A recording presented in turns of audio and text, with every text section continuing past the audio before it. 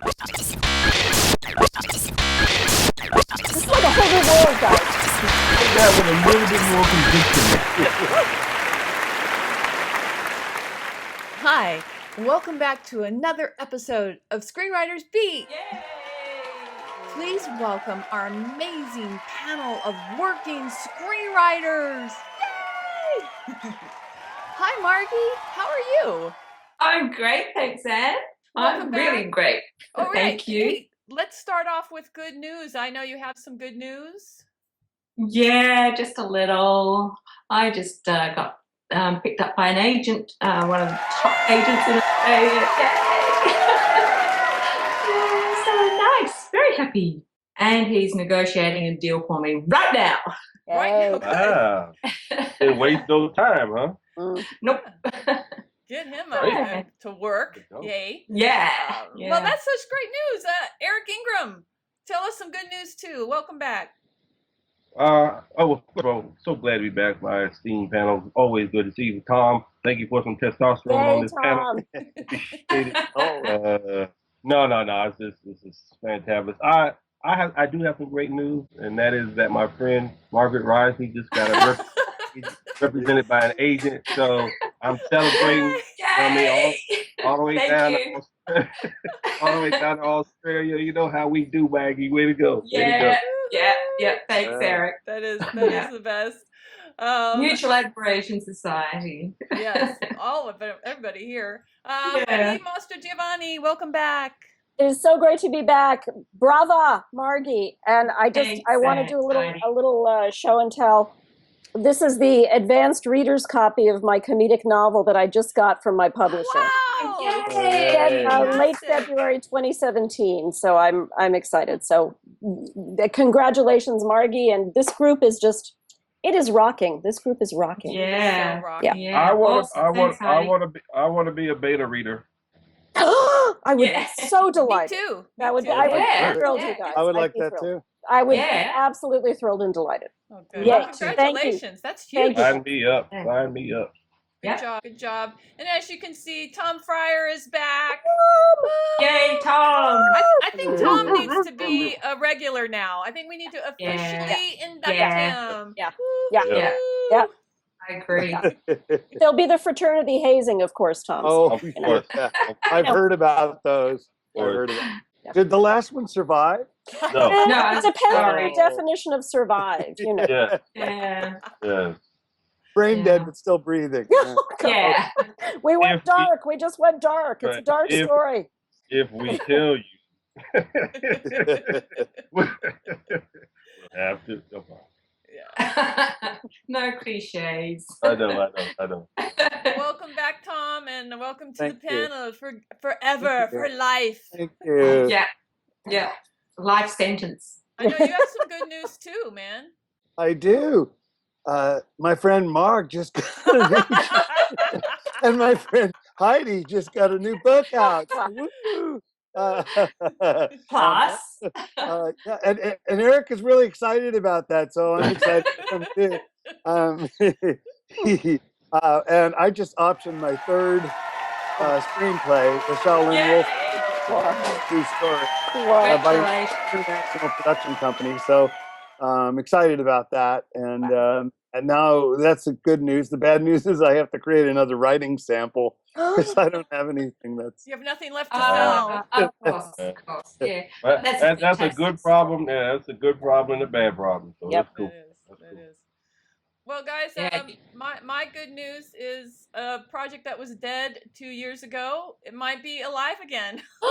Yay! Actually pitched recently through Stage 32, and I pitched a book. Well, I know this pitched one. a screenplay that I turned into a book. It was my romantic Right. suspense novel. Great. And I pitched it, the actual script, which is a really contained, female-driven thriller, and I got a request. Yay! But my Yes. biggest news is that my friend Oh. Margie Margie, yeah. got an you agent. guys. Yeah. Thanks, Cool. guys.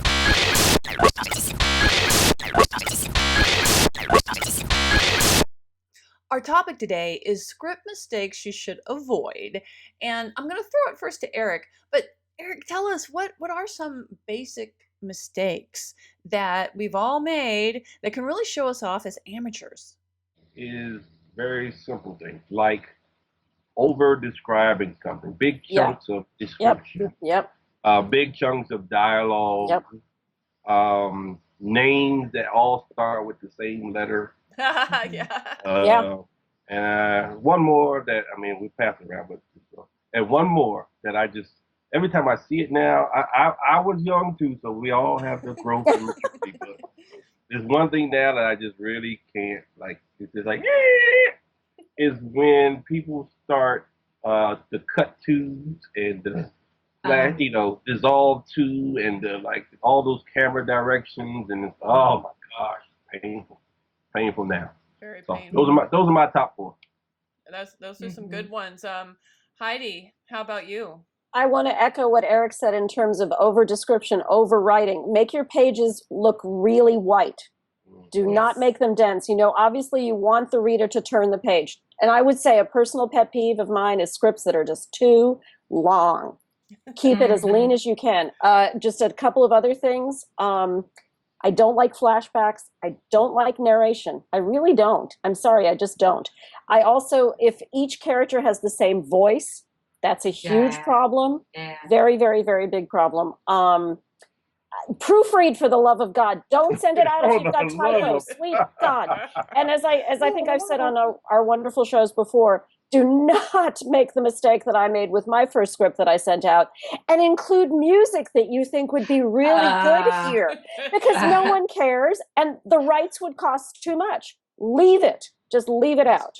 Lean. Make it as lean as you possibly can.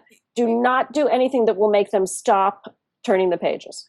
You know, you said don't make it too long. How about too short? How short is too short for you? I think under 90 might start to get problematic. I'll tell you, I honestly would not want to read a script that's over 105 pages. I know people feel differently. It's just too long. You know? It is. I've heard from a lot of readers in companies that they will look at the last page and to see what number it is, and if it's way more than 100, they're just, it's not going to go to the top of the pile. Yeah. You know? Margie, do you find that issue too? I tend to focus more on structure. I think structure is a big thing. You know, if you can get that right, it makes the story a lot more cohesive, for one thing. Characters are another big thing for me. Like most people, newbies tend to concentrate on one character and develop them, but not the others. And characters and their relationships, it's so important. And like Heidi was saying, if you don't develop them, if you don't know who they are in your mind, they all sound like you. So you have to develop your secondary characters as well. And, you know, like even just little minor characters that might just have a very small part, think about them as well. Then, you know, they're not just, you just don't just pluck them out of the air and think that they can be this cookie cutter, you know, person that can just fit in and do what you want them to do. They are part of the story, so make them real. That's I think the structure and the characters are my big thing. It's huge. Yeah, and I get back to Tom, you know, directing the director. I mean, you've done some directing in your time. How do directors hate that? Yeah, if you're going to try to get something to a director and they're an important attachment besides actors today, that just turns them off, you know, and it just, there's a real presumption and arrogance there. If you think you can direct better than a director, if you think you can perceive this nuance of an actress or actor better than they can, a pro, what you need to do is respect everybody's a professional when you get to the big levels, the big leagues.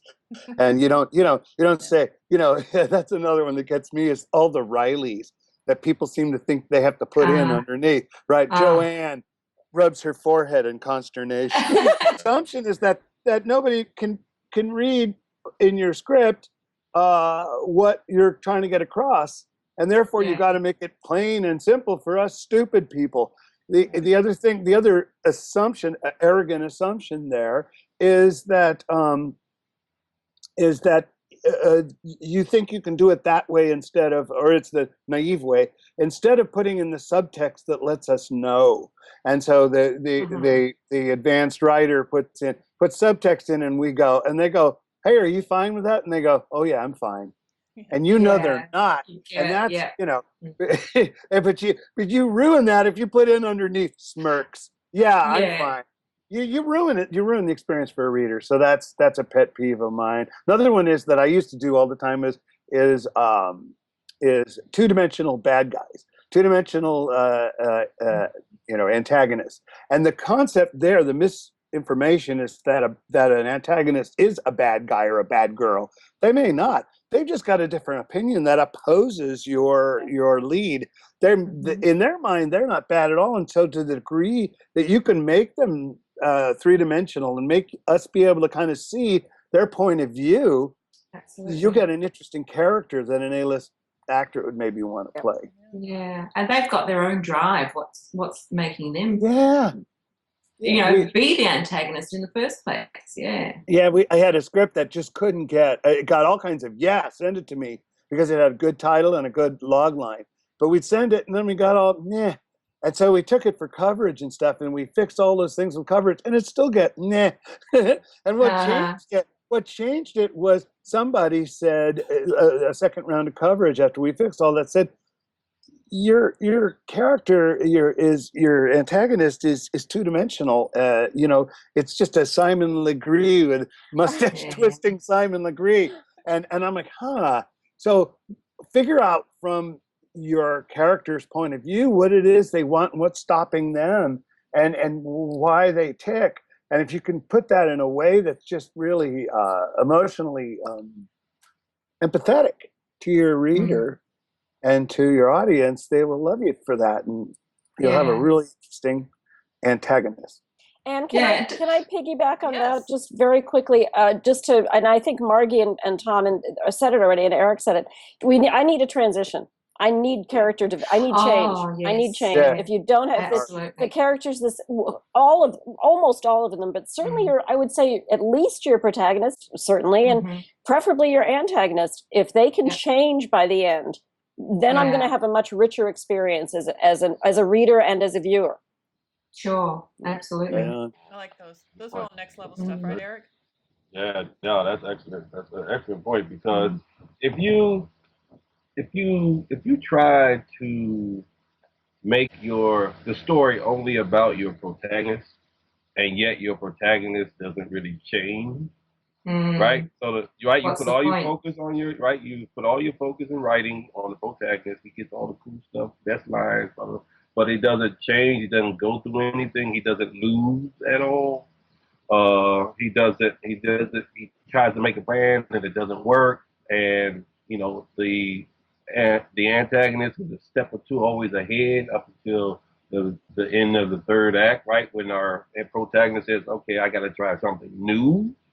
And it's part of structure that Maggie was talking about. But if you imagine trying to watch a movie, and we all have seen it, where the protagonist is just like flatline all the way through, the same all the way through, and then by the end they still didn't even learn anything and they were supposed to learn. Right? You just wasted our time. Excluding a traveling angel, though, that kind of character doesn't change. He's just an agent. Right. Now we can another topic maybe for a different show is, are you the agent of change or not? Now that's a different thing. Yeah.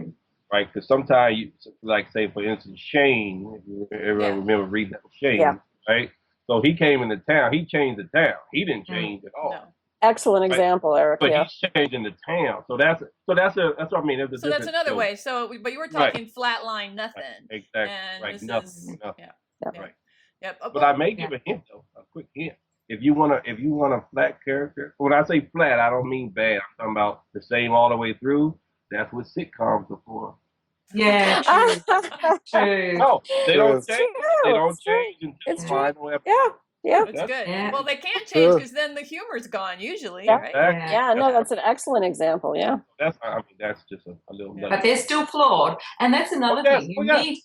yeah, you need to give your characters flaws. They can't be perfect. Ew. You know, like I think that's a newbie mistake, making your characters too nice. Mhm. You've got to give them something wrong with them, some wound, some flaw. Yeah, Well- lots of them. Well, for me, another basic flaw is like one that I had in the very beginning was that my script was like an episode of 24, and there were no time jumps. So it's kind of important for things to happen off screen.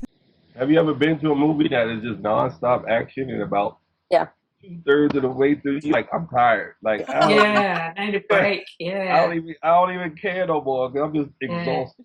Right? You have to Because- vary your scene length. You can't Yeah. have scenes that are all the same length. You have to really vary the rhythm of Mhm. what's going on, or it's just going to become tedious, as you said. Right. Yeah. Right. Listen. Transitions. Listen to And classical. that, sorry. I'm saying listen to classical music. How many changes in movement? Yes. Listen to all of Yeah. that. It makes the one big piece, right? But you got different types of movements. Imagine playing, Beethoven's Fifth the same all the way, Yeah. Yeah. right? Yeah.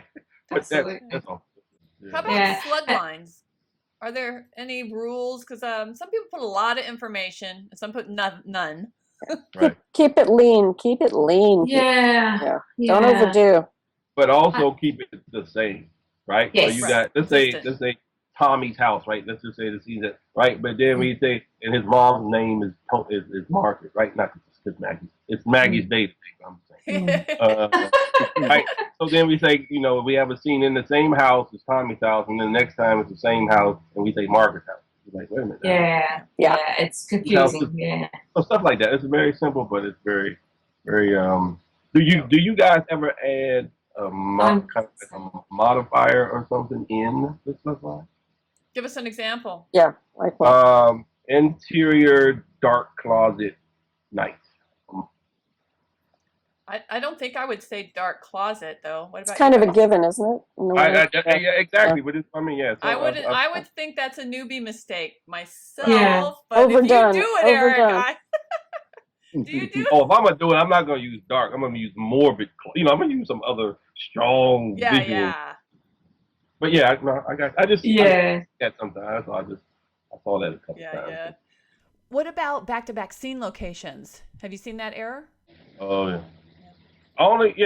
So the rule is what? You only need to add a slug line for the second time is if this time has passed, right? Time's passed. Yeah. Right. Different and time night. Yeah, of you day. say Yeah. later. Yeah. But even then, Yeah. I like to cut to something to show it's Yeah. later, Yeah. right? Yeah, Yeah.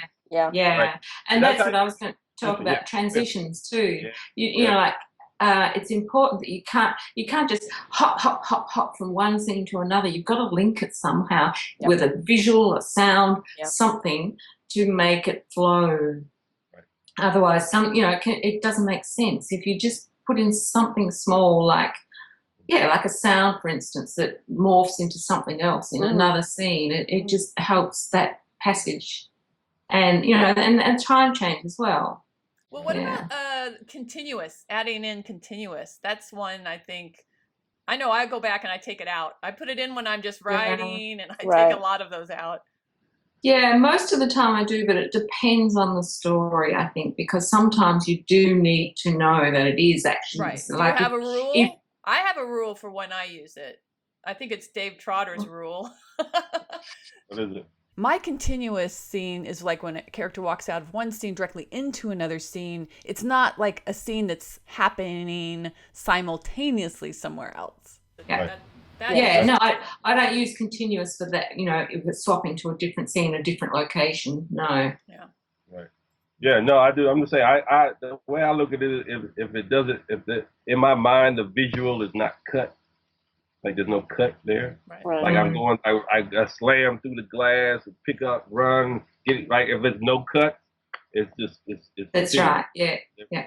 Right. But if he picks up his keys and then I see him jump in the car, well, there was a moment there that he had to get. Yeah.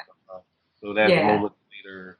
But you don't describe that moment. Right. Exactly. Right. No. Hopefully not. No. That's another mistake, which is describing stuff Yeah. you don't need to between scenes Yeah. because you don't understand how film is filmed and how it's cut. And so that, it's like he walks over to the desk, he opens the drawer, he picks out the gun, he takes the gun in his right hand and points it at the other guy. He squeezes no, he goes to the desk and pulls out the gun. We can cut through those things. And if you make those things long, you'll end up with one of those long scripts that that Heidi won't read. I won't. Yeah, my eyes will glaze. I'll just glaze and I'll go, I think there's an SVU episode on that I can watch. I don't need to read this. And may I just add to Tom, adding something about the character that we do not see. Like, at the age of 5, he lost the playground fight and he's been, He's been angry ever since. Exactly. It's not a novel. It's not write a novel. Very, very true. The only time where you can hint at something like that is when you first introduce the character. That's the only time you have any sort of license. Otherwise, it's what you can see and hear, nothing else. Right. Yeah. Right. Which is a very good point, because it took me forever, because it was like, no, because I only what I see and what I hear, right? But you wanna entice the lead, your actor you're trying to get. You gotta put a little bit extra. So that's the only place I give myself 4 lines. That's the only place. Just a character introduction. Can we also add? I think it used to be in fashion at some point, and I don't think it is what we do now. But do not type in your directions. We see. Oh yeah, never. Don't do that. Don't do it. We hear. We see. We hear a bell go off. No, you don't need it. There's always another way around it. Always. Yeah. But if you read a lot of scripts, and this is very. Which you should be doing. Which you should be doing. You should be reading a lot of scripts. Right. Not even the shooting script is one thing. I mean, that's a whole fun itself. But if you find, sometimes you find, it was the second draft that the one they didn't make, right? And you see all these A-listers now are very, the rewriting guns, right? The guys, people they hire, you read Zach Penn's, second draft of Spider-Man, something like that. And you get to see all that. That's another level. Yeah. That's another level writing. So if you're making $1 million on a rewrite, you can put in "we see" all you want. Yes, yeah. But at this level, I still not where we are. It's a reason. No, it doesn't add anything. It doesn't add anything. It doesn't add. Just say "we see." We write. Sometimes I will say this, but sometimes I will write it. Right? Because you're in the flow. Just write absolutely. Sure. Yeah. That's what you edit. Yeah. Right. Edit that one out. Right. Just cut "we see" out. Yeah. And then whatever that we see. Exactly. Johnny running through the whatever, right? Yeah. Just say Johnny runs through the, Exactly. Yeah, usually you could just cut it out and the sentence works. Yeah. Yep. Yeah. And like if you want to say "we see a pair of feet," well, you don't need the "we see." It's just a pair of feet runs through the grass. Right. Yeah. Mm-hmm. Exactly. They are attached to a body, but of course, yeah. All depends on what kind of. That's right. True. Yeah. Well, something else along the lines of directing the director is directing the action, because I've gotten that note before that you've got to leave something up to the stuntman. You've got to state the action without actually getting in too much by blow. Choreograph it. You can't choreograph it. Good, thank you. Yeah. Good work. Here's the thing. Because I was big. when I turned to action movies, that's what I did. I wanted to show them. Yep. Oh, I know you did too. I know it. I've got a black belt. I can write that. Exactly, right? But what happened was I got the same note, like, great action verbs and blah blah blah, but way too much. We just need the gist of what happened. That's it. Yeah. That's it. Yeah. So I cut back all my little beautiful action verbs. If you guys read it, you would be like, oh my God, this is a solid script. I'm sure. And the good thing is that when you don't know what you're talking about, it helps to just give a vague description of what happens, but not the intricacies of what happens. Exactly. Right. Yeah. Here's another one: is mistaking your cliches for genius. I did this my first script. my first script. I thought it was like I had heard somewhere that you're supposed to open with something strong and suspenseful and make you go wow. So I really want to see the story, and the story was about a guy who was the fireman who was trapped in 9/11 in the stairwell, and it's a good premise, and then what happens to him afterward. But I had this stroke of genius, and I thought, well, I open with him trapped in the stairwell, and 9/11, the whole damn North Tower is coming down on his head, and then he wakes up with the start. Yes, don't do that. Oh Don't. no. Whoa! Oh, no. Nobody wakes up with the start.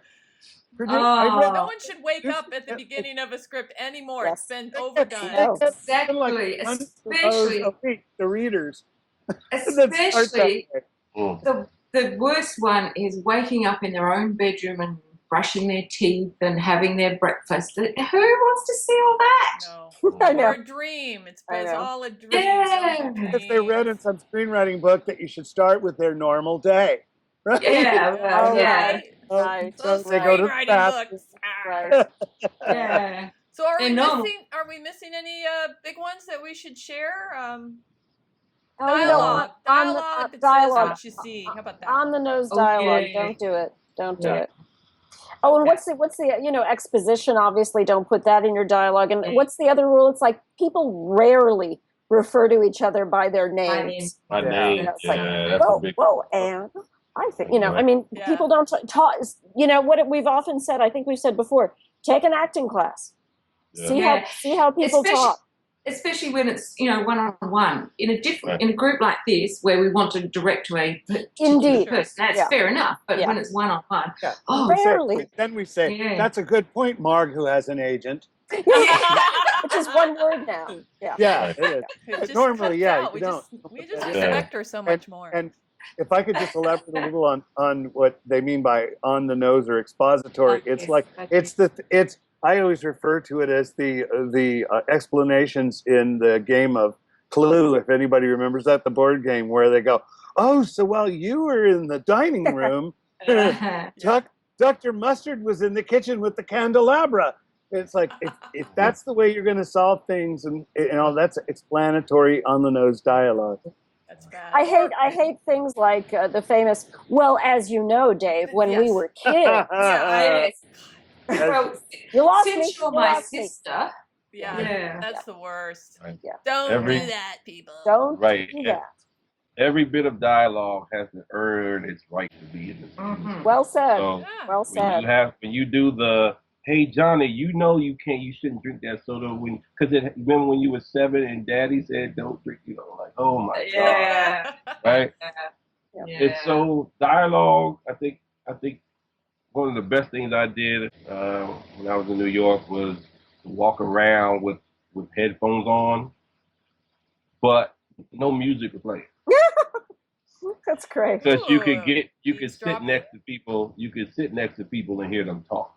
Yeah. Right? Uh-huh. You bounce your head because the people be aware if you were looking at them. Right? But if you like, oh, he's and people just talk, and you just like, oh, this is how these guys be. This is what the millennials their conversations go. I do that all the time. I mean, it was one of the best Uh-huh. things. Interesting. It was one of the best because you gotta get around people. You can't just have the dialogue in your head because it's all of it's you. Like I don't care if you make a British woman or a South African track star, right? It's all your voice, right? Right. You need to hear how other people and Mhm. you need to hear different things. Yeah, and like different cultures have different syntax. They move words around. So if you can just put a few of those in, it just it gives it so much more color. Yep. It's so much more interesting. Yeah. It really does. And keep a little notebook and write them down. 'Cause Mhm. I forget them if I goes in one ear and out the other. But if I write, oh God, that was genius. It's like a weird little expression that you heard somebody use that's not you. That you would. I had a client one time that said he was trying to say that it didn't seem like a very big idea, and he said it seems like a long winding road to a small burning cabin. It's such a better way to say. I don't think that's such a good Right. idea. Yeah, and things like that where they are smart and they are witty, even if it's a longer way to say it, Yeah. it's worth it. That's worth it. That's Yeah. great. Yeah. Well, guys, great. I love that. You really got up some good common mistakes that we don't want to make ever Oh, again. can I add one? Can I add one real Yeah, quick? you got one more? It's putting the copyright or Writers Guild number on the title page. Don't. Yeah, Don't. no. Don't. Yeah, what goes on the title page? Just the your name. Title, Name, name, The contact. title. contact. Like, The name. title name. I would say you should Contact include info. your contact, like a phone Yeah, number, contact email. info. Yes. Right. Yeah. Yes. And that's Okay. it. No That's- date. Oh, your agent. No date. Some people put dates Oh, on them. Margie. No. Your Yeah. agent. Oh, did y'all hear what you said? Oh, your agent. Oh, wow. I gotta get used to this. Well, some of us can't do that. Yeah, some of us can't do that. I think Maggie needs the big screen now. You all. Yeah, I- she does. Da, da, da. She's above us now. Yay! Above. No.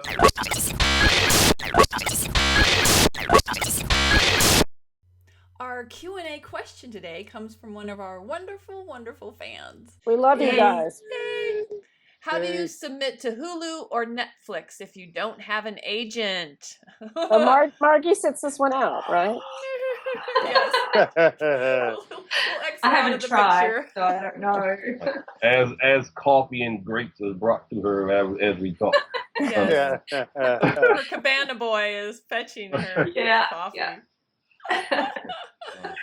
I could So, go on all day with this. how I would say this. I would say this. Because they are, I don't want to say new because obviously they've been out for a little bit, and but they are being very aggressive, right? They are really going out and finding stuff.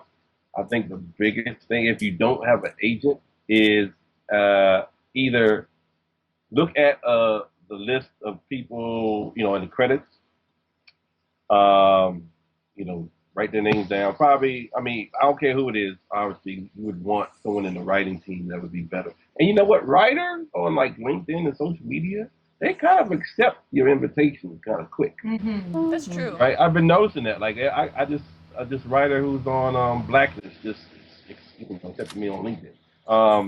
But a lot of people but they seem to be like, it's like another writer to another writer. I think it's very cool like that. Or the writer's assistant, right? So Right. someone who's in the room, right? Someone who's in the room. But I would go after those people more. The writer, obviously, they might be a little leery because, another writer's job could be competition. And that's the writer's assistant, showrunners, if the film is, UPM, unit production managers, like go around people and you can get them to give names or something like that. Can you Well, it's read the kind of first? back to the basics, right? Find someone that Yes. has worked with Exactly. those companies. Exactly right. Because you can Yeah, get into them. That's perfect. Get an introduction. Yeah. Right. Yep. You agree, Makes Tom? sense, yeah. Yes, Yeah. absolutely. You agree, Margie, before you I had do, an agent? yeah. We can't forget that, can we? Well, and Can we sometimes let that go? yeah, we can't forget that. It's a good thing. We're not jealous Yeah. at all. Not at Yeah. all. No, but But I just think I'm sorry. no, go ahead. I was just saying because I know it's kind of like the new thing, right? There's new Netflix, Hulu, Amazon, right? Kind of new in that sense. I'm just saying cable, like TNT, TBS. You got it. Where get all the stations where your kind of show is running. Yeah. And start working. And start going to IMDb. Look who's running the show. Who's the producer, right? Because there's usually like 6 to 8 producers on the show. One of them might accept your invite. You know what I mean? You gotta be a little hungry, a little savvy. But I think you can at least get It something depends going. what you're trying to sell. If you're trying to sell a TV show, that's different. If you're trying to say, oh, they've got movies on Netflix, I want to sell a movie. Well, that's the difference. You have to find the production company that is selling to Yeah. Netflix. Good point. I've got the same situation that I'm writing cozy mystery books now. I would love to turn them into a script to sell to Hallmark because Hallmark Right. has a mystery channel where they have bought several popular cozy mystery stories and turn them into a series of movies. I want to get on that gravy train, but I'd have to find the production company that is doing that. Obviously, Netflix and Hulu have some original content, but I think that for the most part, that's still originating with the creatives through a production company. Yeah. Still have their online submission thing, Amazon, where you can. Yeah. Well, there you go. There's one. And some have The other thing- contests. Yeah. And the other thing is, the more producers you connect with on LinkedIn. Sorry, Tom, I'll shut up in a tick. You'd be surprised who you can actually connect with, and you don't realize what they do. I've connected with a producer who does work for Hallmark and that sort of thing. So you just don't know when you do connect. So keep connecting, keep making these connections, and chasing them up. Yeah, not chasing them up, but making more of them. Yeah. Cool. Sorry, Tom. Go ahead. Oh, no worries. That's my point would be perfect segue from that, which is a lot of production companies are getting into it now, and they can get you the best entry. So if you've got something that you can pitch to a production company that's a good concept, and you've thought about it, and it's like if it works as a feature, or it could work as a 1 hour or an hour and a half, movie, or it could work, and you've got some thinking as far as how it would serialize. As long as it's a great concept, they will help steer you to the right places, and a lot of them are getting into it now. So, and they've got the connections better than you'll ever have. So, just good production companies that are making, and management companies, like Zero Gravity and the like. I mean, they have got connections in all of those venues now. Right. Good point. Very good point. Anybody else want to add? I think we definitely covered it. You can't cold call. You can't send a query to Hulu or Netflix. No. You do need to go through someone, but you can get to someone. Did we talk about roadmap writers? Oh, no, we mentioned that. Our buddies, Joey Tucci over at Roadmap Writers. What's up, Joey? Yeah, Joey. Yeah. They recently have a contest that was just for this to reach streaming. Oh, not a contest, sorry, a class. They've got it. A webinar, Yeah. So and you can sign up for it. It's for a limited time now, but it's like about a 5 week online course. Yeah. So that's learn how to write and sell to Netflix, Hulu, Amazon, or any streaming. Yeah. Platform. Typo. Yeah. And there are others that offer these things too, these seminars as that's well. A good idea. There are people who specialize in television. Jen Grisanti is another one. Jen Grisanti runs classes and how to. Oh yeah, she's brilliant. And what's great, a lot of these classes also sometimes get you in with at least one person there, and so they can be worthwhile to take. Once again, it's your budget. How much money are you setting aside for stuff like that? But it's an option. Right. Yeah. Right. It always comes down to, I know, the landscape is changing in TV, film, a lot of stuff, but it comes down to the same thing over and over again. Write a great script. Yeah. Yes. Big concept. Great concept. Big concept. Great concept. Great title. Great log line. Right? Mm-hmm. Because sometimes when you let's say you go to producer A, right? And they love it. They will champion your thing to someone else they know. Yeah. Right? And it's got to be something that excites them. Of course. And Yeah. Otherwise they won't. That this is it's all important. Marketing, savviness, all that kind of stuff. But start with a great script. You'll be surprised how many doors will open that you can't even think about. That you don't even know about. You don't even know. Things go on in the background that you don't know about. Believe me. And as you're approaching people, it's a really general rule, but do it in a positive way. Don't whine. Don't complain. Be positive. This should be a long-term relationship. And remember that you have to bring value. You have to not approach people and say, "What can you do for me?" It's much more attractive if you approach people and say, "Well, here's how I could make this project work. Here's what I have to offer." Yeah. And then don't stalk them. And God, don't stalk them. Yes, please. Please don't do that. Yeah. But Well, do you follow wanna do- up. Oh yeah. If you get a request, do follow up. Right. I was going to say, just to go back to the list of basic script errors and all that kind of stuff. Please, whatever you do, give them 2 to 3 weeks to read it. Yes. Yeah. Yes. Oh my God. Oh my God. You know, sending out stuff. You try to get. You're hungry, right? Everyone thinks, you know, the producer or somebody say yes today, and I'll have my 300,000 tomorrow. Right? It's not. Usually, it's not gonna happen like that. I can't say never. Usually, it's not gonna happen like that. So, what is professional is give them, send in the script, wait 2, 3 weeks, call back. I'm just checking in for an update. That's it. Don't go into how you doing. I'm respectful of your time. All I want to know is to get an update. It's on the list. Okay, thank you very much. Hang up the phone, right? Or email, however you contact them. Give them another 3 weeks. But that's 6 weeks, right? That just passed. You should have been working on something else. Yeah. Yeah, like that's what Tom was saying. He needs a spec to get out, right, Tom? Right. Yeah. It's true. You've got to have other things going. Gotta have. So just don't. That's when you get nervous and you get antsy. Because you put everything on this one script, this one idea. You should be working for the next 2 or 3, outlining whatever, brainstorming your next 2 or 3 ideas.